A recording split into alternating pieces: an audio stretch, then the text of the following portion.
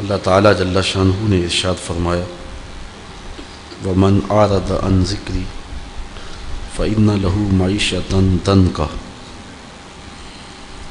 اور جس نے میری یاد سے منہ پھیرا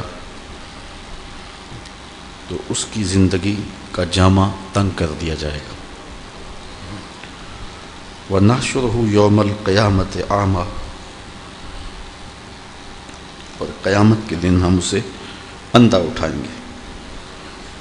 قال رب لما حشرتنی اعمی وقد كنت بصیرا، وہ کہے گا اے میرے رب مجھے اندھا کیوں اٹھایا گیا، مجھے تو آنکھیں دی گئی تھی، میں تو دیکھتا تھا دنیا پہ۔ آواز آئے گی قال کذالک اتتک آیاتنا فنسیتها، اللہ ارشاد فرمائے گا کہ تیری طرف میری آیتیں آئی تھیں تو نے ان کو بھلا دیا۔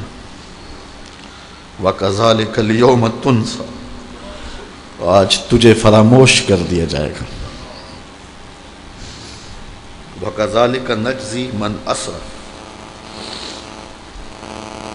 اسی طرح جس نے حد سے تجاوز کیا ہم اس کو سزا دیں گے۔ وَلَمْ يُؤْمِنْ بِآيَاتِ رَبِّهِ، اور جس نے اپنے رب کی آیتوں پر ایمان نہ لایا جو۔ وَلَعَذَابُ الْآخِرَةِ أَشَدُّ وَأَبْقَىٰ، اور پھر فرمایا آخرت کا عذاب بہت سخت اور دائمی ہے۔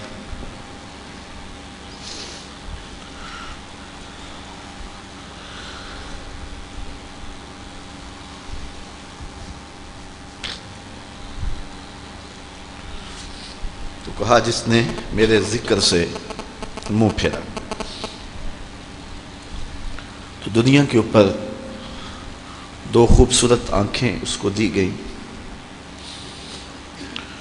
لیکن قیامت کے دن بینائی اچک لی جائے گی اور وہ حشر کے میدان میں اندھا ہوگا۔